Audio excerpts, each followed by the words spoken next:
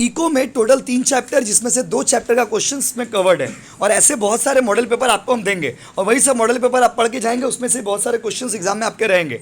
और देखो इकोनॉमिक्स में क्या है ना, याद करना नहीं है आपको, इकोनॉमिक्स में समझना है, लॉ में समझना है। जितना आप समझेंगे उतना पेपर अच्छे से सॉल्व कर पाएंगे।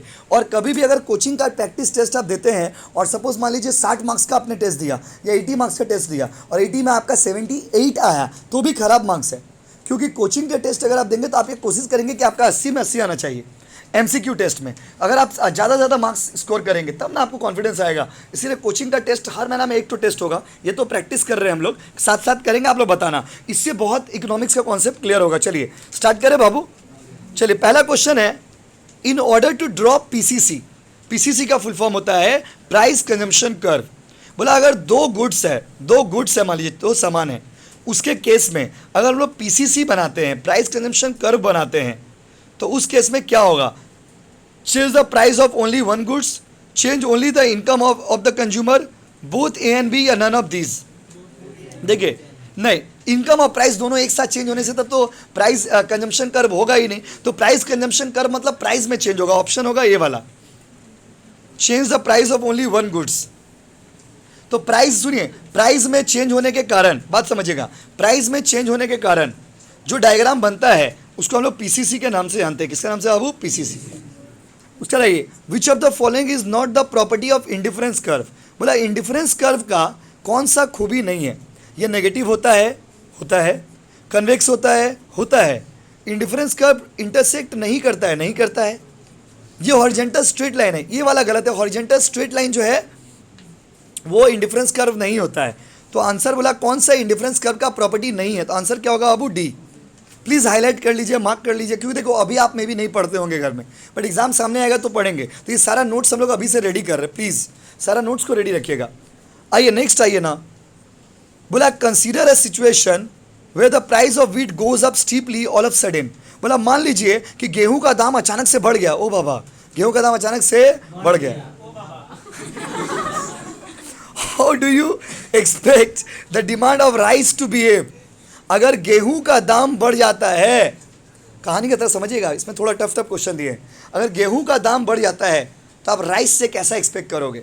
राइस का डिमांड पे क्या प्रभाव पड़ेगा? आप पहले कॉमन सेंस से बताइए। अगर गेहूं महंगा हो जाता है, तो आपको क्या लग रहा, चावल का डिमांड ज़्यादा होगा या कम? क्योंकि लोग सोचेंगे जब भाई आटा महंगा हो गया, चलो दिन भर सुबह में भात, दोपहरिया में भात, रात में भात। लोग सोचेंगे कि तीनों टाइम हम लोग क्या खाएंगे बाबू? भात। क्या खाएंगे? भात। क्या बाबू? यस। तो भात खाएंगे तो चावल का डिमांड बढ़ेगा and will go to the right, will shift to the right. Option में है। हाँ, इसमें थोड़ा नया क्वेश्चन दिए, मिशन एमसीक्यू से अलग क्वेश्चन से दिए हैं इसमें। अच्छा, अगर टोटल यूटिलिटी, ये सब पढ़ाया हुआ है, अगर टोटल यूटिलिटी मैक्सिमम होगा तो बता दो मार्जिनल यूटिलिटी कैसा होगा? Equal to TU, maximum 0, half of the TU क्या? 0 होगा, राइट। जब टोटल यूटिलिटी मैक्सिमम होता है तो मार्जिनल यूटिलिटी 0 होता है।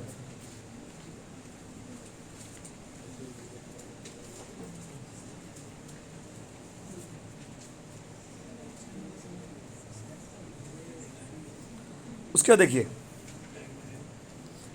उसका दाई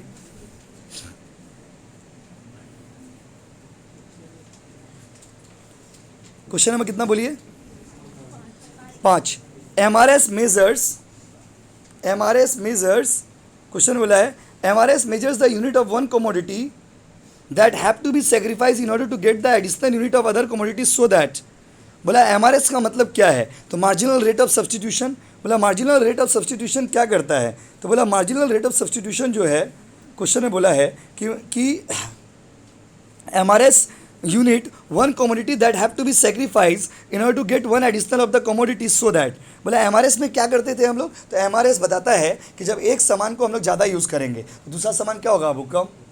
तो बोला ऐसा क्यों किया जाता है? ऐसा इसलिए किया जाता है जिससे कि टोटल यूटिलिटी जो है वो कांस्टेंट रहे, सेम रहे। क्योंकि ये देखो, हम लोग जब सम्स बनाते थे तो एक जा बढ़ाते थे तो दूसरा घटाते थे। क्यों? क्योंकि रिसोर्स तो हम लोग के पास लिमिटेड है, तो वो चेंज नहीं होना चाहिए। मेरे पास 100 रुपया है, वो इस 100 रुपया में अगर हम चॉकलेट ज़्यादा खाएंगे तो आइसक्रीम क्या होगा? कम। और अगर आइसक्रीम ज़्यादा खाएंगे तो चॉकलेट क्या होगा, कम। तो एक को जब आप बढ़ा रहे हो तो दूसरा आपका क्या होगा, कम। क्यों, जिससे कि मेरा इनकम जो है या टोटल यूटिलिटी जो है वो चेंज ना हो। तो आंसर इसमें होगा T U remains the same, T U remains the same, T U remains the same, T U remains the same.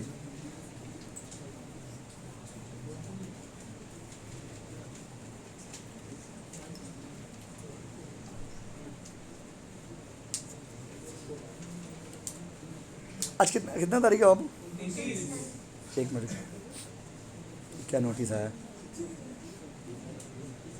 एक मिनट चाहिए।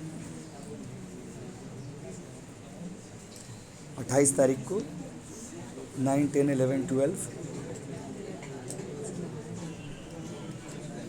28 तारीख को 29 कल का नोटिस। ठीक बाबू, कितना नंबर में पहुंच गए बताइए, 6 में आइए।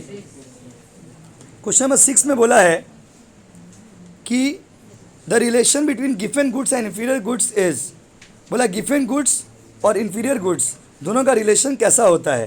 बोला गिवन गुड्स और इंफीरियर गुड्स दोनों का रिलेशन कैसा होता है। All given goods are inferior, हर गिवन गुड्स इंफीरियर गुड्स होता है। उसके बाद all inferior goods are given, हर इंफीरियर गुड्स गिवन गुड्स होता है। और उसके बाद बोला है, कहाँ गया, कितना नंबर में, दिख ही नहीं रहा। हाँ, given goods are subset of inferior goods, given goods जो है वो इंफीरियर गुड्स का सबसेट है, सबसेट। और बोला है क्वेश्चन में all given goods are inferior, हर गिवन गुड्स इंफीरियर होता है। All inferior goods are given, हर इंफीरियर गुड्स गिवन होता है। उसके बाद given goods are subset of inferior goods both A and C, क्या होगा आंसर बताइए, both A and C. All given goods are inferior goods, इसका मतलब गिवन गुड्स इंफीरियर गुड्स का एक हिस्सा हो गया। देखिए,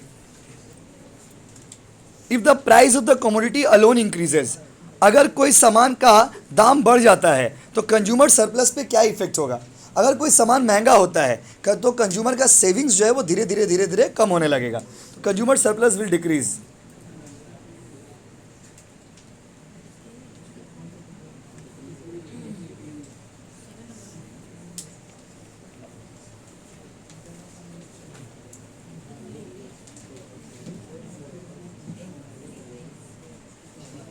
उसके बाद आइए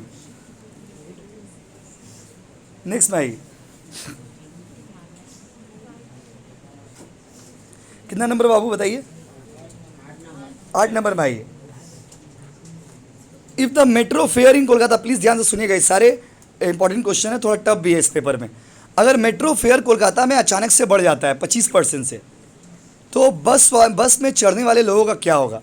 अगर बाबू कॉमन सेंस आप बताइए, अगर मेट्रो महंगा हो जाएगा, सपोज आप ऑफिस जाते हैं, आप लोग सभी का एक अच्छा खासा जॉब लग गया है उच्च माध्यमिक पास करने के बाद, तो आप लोग मान लीजिए मेट्रो से ऑफिस जाते थे पहले, फिर अचानक से मेट्रो वाला दाम बढ़ा दिया था, अचानक से हुआ भी था एक बार ऐसा। तो अगर मेट्रो महंगा हो जाएगा तो बस के ऊपर क्या प्रभाव पड़ेगा बताइए। लोग बस में ज़्यादा जाएंगे या कम, लोग बस में ज़्यादा जाएंगे या कम। इसीलिए 39A/2 में देखते हैं ना इतना भीड़ रहता है। तो आंसर क्या होगा, will shift to the right. अगर मेट्रो महंगा होगा तो बस में ज़्यादा लोग राइड करेंगे। देखिए अगला क्वेश्चन में आइए, आंसर हो तो it will shift to the right, बात नहीं बाबू, it will shift to the right. इसमें एक क्वेश्चन समझाना होगा हमको। Dash shows the overall output generated at a given level of input, वो कौन सा चीज़ है जो बताता है कि कितना इनपुट लगाएंगे तो कितना आउटपुट आएगा। Cost function, production function, iso cost या MRTS। Production function. आप रिवीजन नहीं करके आए हो, एकदम नहीं करके आए हो रिवीजन। देखिए अगला आइए, अब कोई एक बच्चा बात कर रहे हैं अभी भी चाची लोग का तरह, तो फोकस करिए पढ़ाई पे ना बाबू, क्योंकि पेपर टफ है। देखिए if LAC curve falls as output expands, जैसे जैसे प्रोडक्शन आप बढ़ाओगे आपका एवरेज कॉस्ट कम होगा, और ऐसा इसलिए होता है क्योंकि इकोनॉमीज ऑफ स्केल। आंसर होगा इकोनॉमीज ऑफ स्केल, पर सवाल है क्यों, समझाते हैं आपको, पहले आप मार्क कर लीजिए इकोनॉमीज ऑफ स्केल। देखिए इसका मतलब क्या है, जैसे वो बात नहीं, जैसे जैसे आप प्रोडक्शन बढ़ाएंगे ना, जैसे जैसे आप ज़्यादा सामान बनाएंगे तो आपका खर्चा कम पड़ेगा। क्यों, क्योंकि इकोनॉमिक्स कहता है कि when production are done on large scale basis, there are various advantages. जब एक आदमी ज़्यादा करके प्रोडक्शन करेगा, जब एक आदमी लार्ज स्केल में प्रोडक्शन करेगा तो उसको बहुत सारा एडवांटेज मिलेगा। तो आंसर होगा इकोनॉमीज ऑफ स्केल। नेक्स्ट में आइए, आइसोक्वांट, कुछ दिन पहले ही पढ़ाए थे। Isoquant are equal to, isoquant का दूसरा नाम क्या है? Product line. आंसर होगा प्रोडक्ट लाइन। अच्छा, marginal product curve is above the average product curve when the average product is, मैंने आपको ना देखो, चाहे वो मार्जिनल प्रोडक्ट हो चाहे वो मार्जिनल कॉस्ट हो, हमने लास्ट क्लास में ही पढ़ाया था एमसी और एसी का रिलेशन। ठीक वही रिलेशन एमपी और एपी का भी है। एमपी मतलब मार्जिनल प्रोडक्ट और एपी मतलब एवरेज प्रोडक्ट। रिलेशन कैसा है याद करिए, पिछला दिन वाला, जब एपी बढ़ेगा तो एमपी भी बढ़ेगा, बट एमपी जो है वो एपी से ज़्यादा बढ़ेगा। जब एपी घटेगा तो एमपी भी घटेगा, लेकिन एमपी जो है वो ज़्यादा घटेगा। तो ये हम लोगों ने एक बात किया था, सेम चीज़ यहाँ भी है। यहाँ पर बोला गया है कि मार्जिनल प्रोडक्ट ज़्यादा होगा एवरेज प्रोडक्ट से, लेकिन कब? जब एवरेज प्रोडक्ट बढ़ेगा। तो जब एवरेज प्रोडक्ट बढ़ेगा तो मार्जिनल प्रोडक्ट जो होगा वो एवरेज प्रोडक्ट से ज़्यादा होगा। कर दिया मार्क। देखिए इकोनॉमिक्स में एक खराबी क्या पता है, जो आप पढ़े हो वही क्वेश्चन है, लेकिन बहुत घुमा के क्वेश्चन रहता है। इसके लिए ज़्यादा रीडिंग करेंगे और पेपर को सॉल्व करेंगे। कितना नंबर बाबू? Increasing return to scale can be explain with the help of, जब प्रोडक्शन बढ़ता है तो क्या बेनिफिट मिलता है? एक्सटर्नल या इंटरनल इकोनॉमीज। देखिए इकोनॉमीज का मतलब होता है एडवांटेज। इकोनॉमिक्स एक सब्जेक्ट का नाम है। इकोनॉमी का मतलब होता है कंट्री और इकोनॉमीज का मतलब होता है एडवांटेज। जब आप ज़्यादा करके सामान बनाते हो तो आपको बहुत सारा एडवांटेज मिलता है। जैसे कि जब आप लार्ज स्केल प्रोडक्शन करिएगा you will get lots of advantages, आपको बहुत सारा एडवांटेजेस मिलता है जब ज़्यादा करके सामान बनाइएगा। तो वही बात यहाँ पे बोला गया है कि बहुत सारा एडवांटेज जो इंटरनल भी है और एक्सटर्नल भी है, उस एडवांटेज के कारण हम लोग को प्रोडक्शन धीरे धीरे बढ़ता है। तो इंक्रीजिंग रिटर्न को हम लोग एक्सटर्नल और इंटरनल इकोनॉमीज के रूप में एक्सप्लेन कर सकते हैं।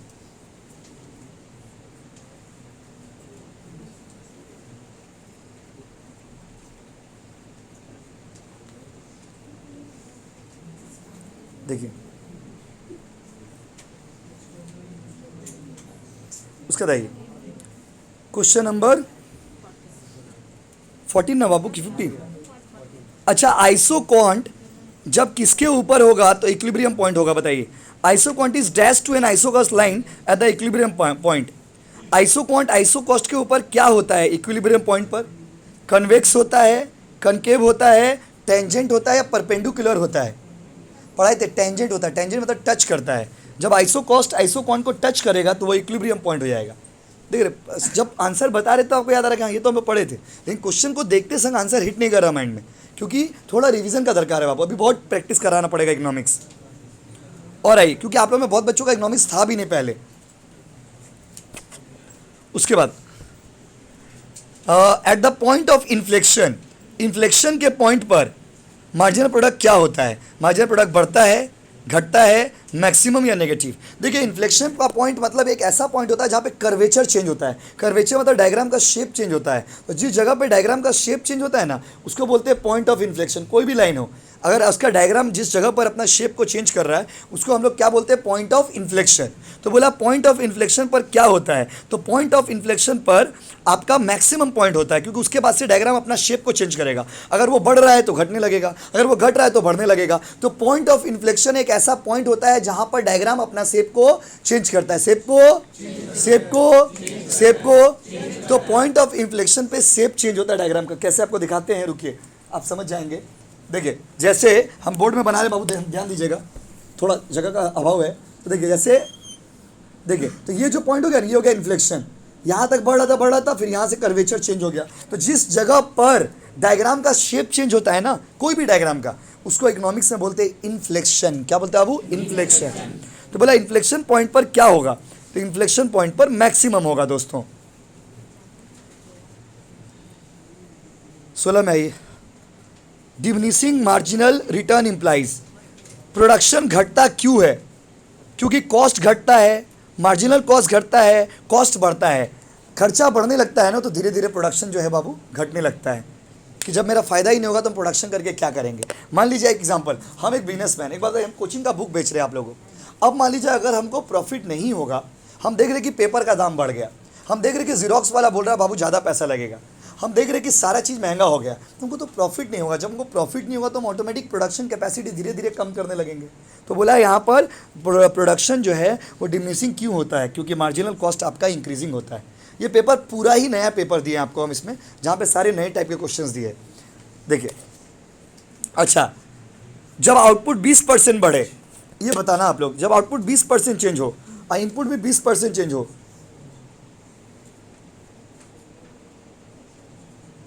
देखिए तो क्या बाबू कितना में 17 नंबर। जब इनपुट 20% से बढ़ेगा, आउटपुट 20% से बढ़ेगा, इनपुट भी 20% से बढ़ेगा, तो आपका इसको कौन सा स्टेज बोलेंगे बताइए? Constant returns to scale. क्या बोलेंगे बाबू? कांस्टेंट।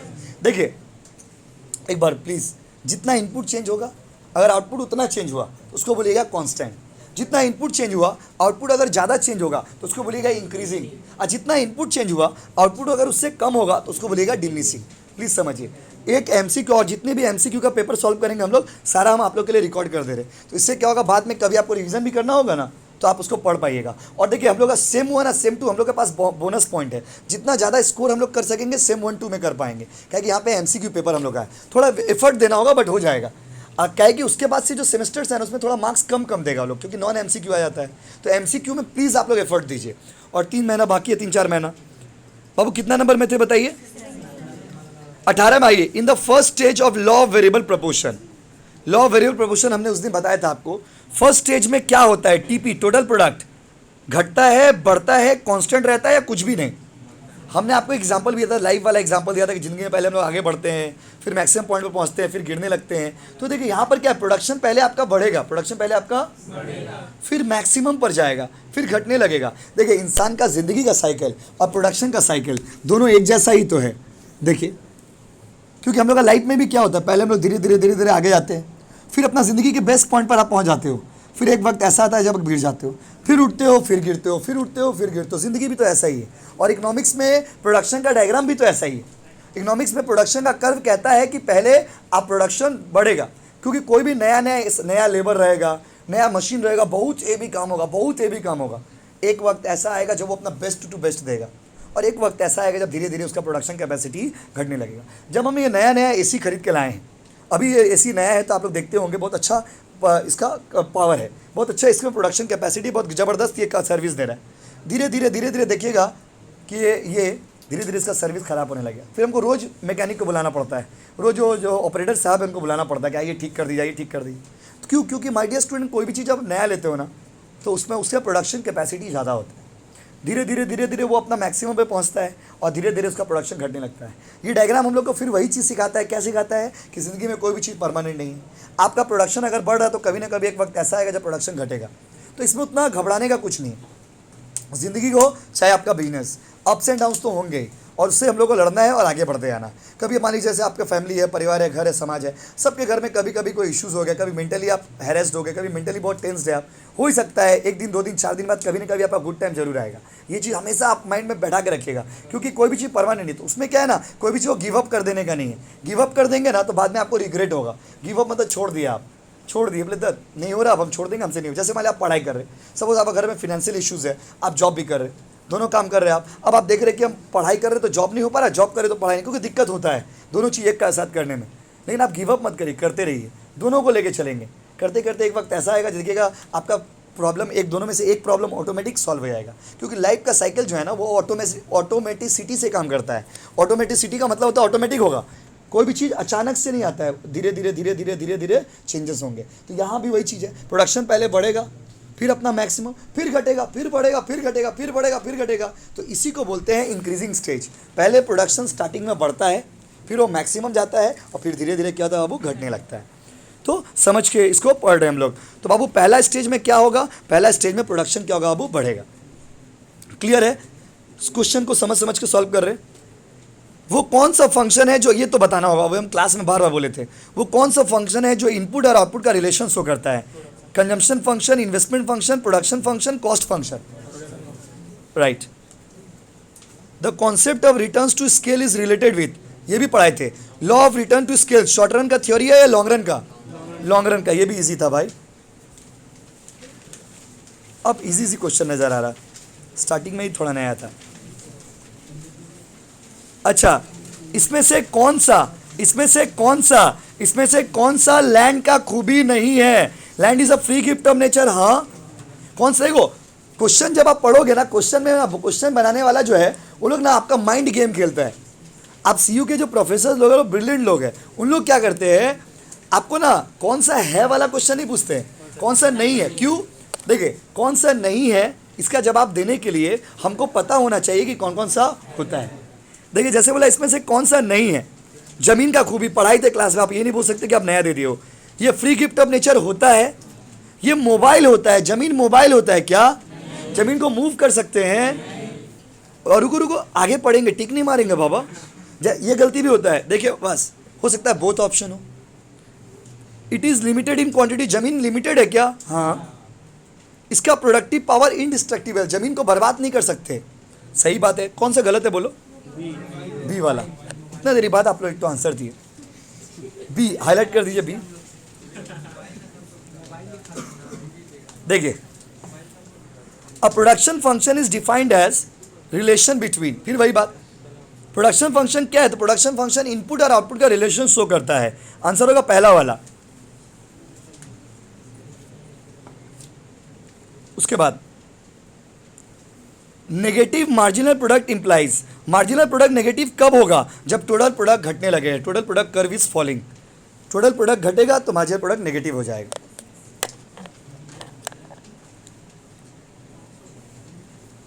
फॉलिंग वाला बाबू 23 का होगा बी। 24 में आइए ना। आइसोक्वांट का स्लोप से मतलब क्या समझते हैं? तो बोला है the slope of iso cost, negative of the ratios of the price of goods, negative of the ratios of marginal product of the factors, the ratio of factors use. Answer होगा सी वाला। स्लोप का मतलब होता है ratio between two variables. दो चीजों का ratio यहां पे बताने का है।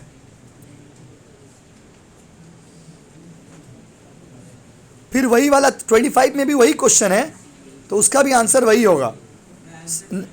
25 को 24 का बोले तो बाबू yes, negative of the ratios. 25 में भी negative of the ratios.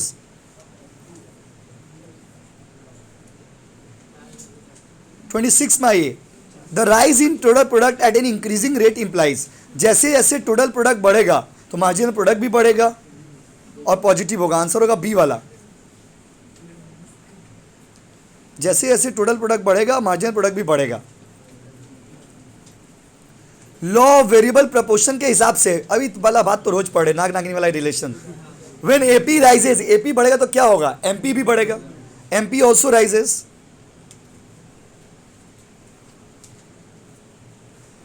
When the TP curve relating to labour is falling, अगर लेबर का टोटल प्रोडक्ट घटेगा तो मार्जिनल प्रोडक्ट नेगेटिव हो जाएगा। टोटल प्रोडक्ट घटने से ही मार्जिनल प्रोडक्ट का ऊपर एक बुरा प्रभाव पड़ता है। सदमा ये बर्दाश्त नहीं कर पाता है। अच्छा, व्हेन एपी राइजेस, ये वाला बताना होगा भाई। जब एपी बढ़ेगा एमपी भी बढ़ेगा, लेकिन एमपी क्या होगा? Greater than AP. ये रिलेशन जो है ना एपी एमपी वाला, सेकेंड स्टेज में क्या होता है? एमपी और TP maximum, MP AP decreasing, AP is negative. Answer होगा MP AP decreasing. Increasing return to scale, production बढ़ता है उसका कारण बताइए। Economies of scale, specialisation, indivisibility, all of these. Right, ये बहुत देरी बाद सही हुआ बाबा। इकोनॉमिक्स में सम्स आ गया। सम्स लास्ट क्लास में कराए थे, खाली सम्स ही करवाए थे। 10 यूनिट पर टोटल भाव, 10 यूनिट पर टोटल कॉस्ट है 200, 20 यूनिट पर टोटल कॉस्ट है 600, तो मार्जिनल कॉस्ट कितना होगा? देखिए करके देखते हैं। मार्जिनल कॉस्ट का फॉर्मूला हम बोर्ड में लिख रहे, change in total cost by change in quantity. जो लोग ऑनलाइन क्लास कर रहे हैं आप लोग इसमें करिए, कॉपी में करिए। तो change in total cost by change in quantity, total cost कितना से कितना हो गया? देखिए आप लोगों को नहीं बोल रहे, उधर ऑनलाइन वाले बच्चे लोग। तो देखिए 200 से कितना हो गया? 600, तो चेंज कितना हुआ जी? 400। अब क्वांटिटी आपका 10 से कितना हो गया? 20, चेंज कितना हुआ? 10। 40 है ऑप्शन में। इसे बगल में ना रफ में उतार लीजिएगा, ये वाला चीज वो शीट के बगल में, तो रिवीजन में हेल्प होगा।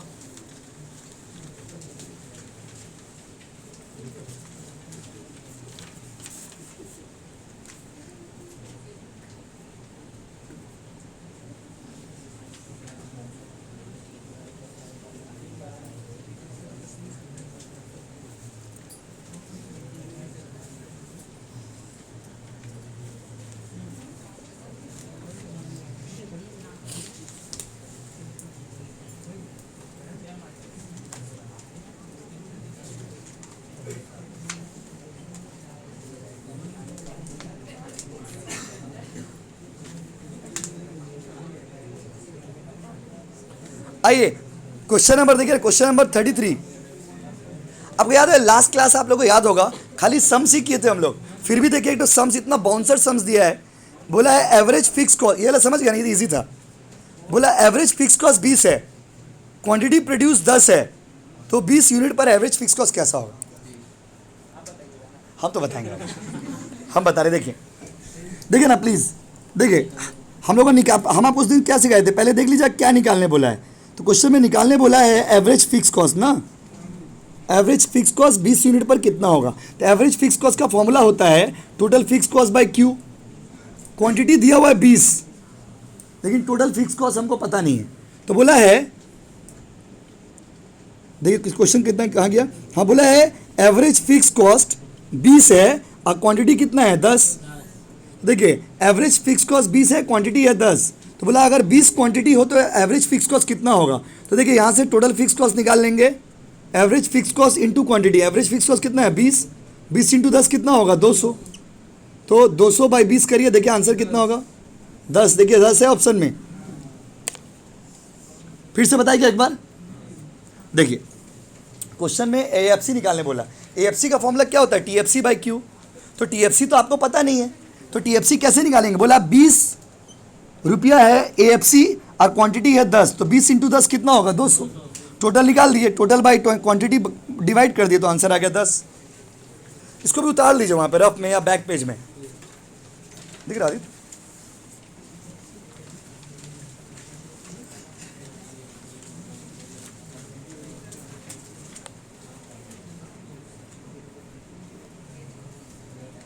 एएफसी इंटू क्यू का फॉर्मूला अप्लाई करके टोटल निकालिए और फिर टोटल को डिवाइड कर दिए क्वांटिटी से।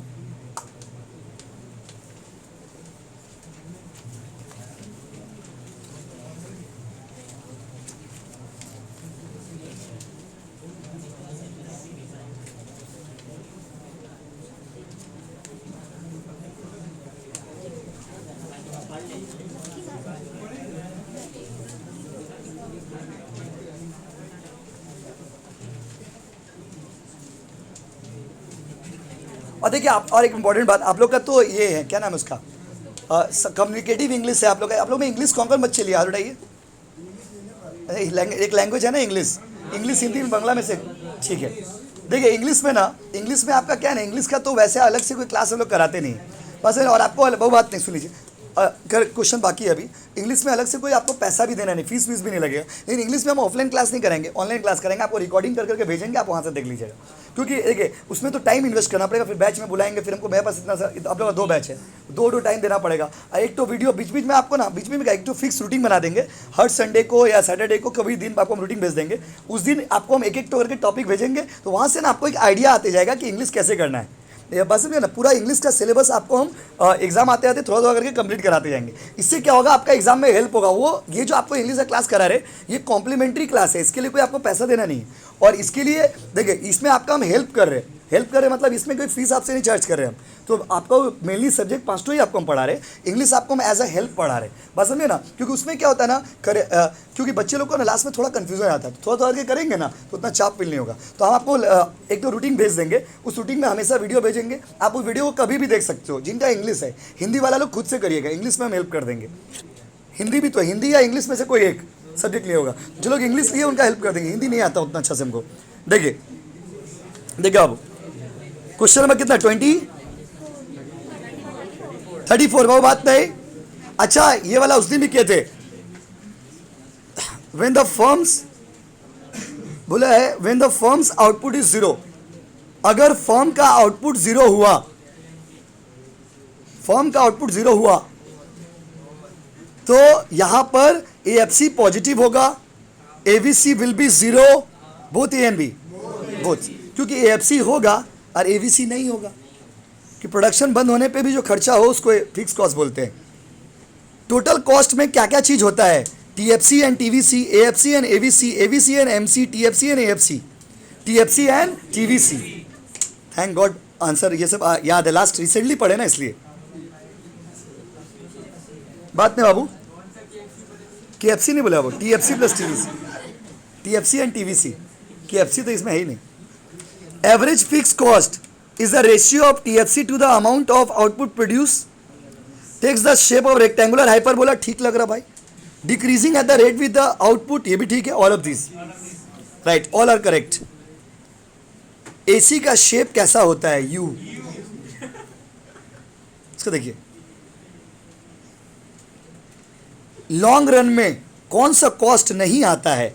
लॉन्ग रन में सारा कॉस्ट वेरिएबल होता है, इसीलिए फिक्स कॉस्ट नहीं होगा। आंसर होगा एएफसी। एएफसी का कोई यूज नहीं है लॉन्ग रन में।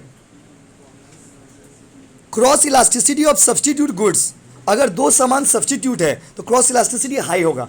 अगर चाय नहीं पियेंगे तो कॉफी पियेंगे, 7 अप नहीं पियेंगे तो स्प्राइट पियेंगे, वेरी हाई। इसमें से कौन सा बात डिमांड के लिए सही है? लास्ट वाला, price falls demand rise, price घटेगा डिमांड बढ़ेगा।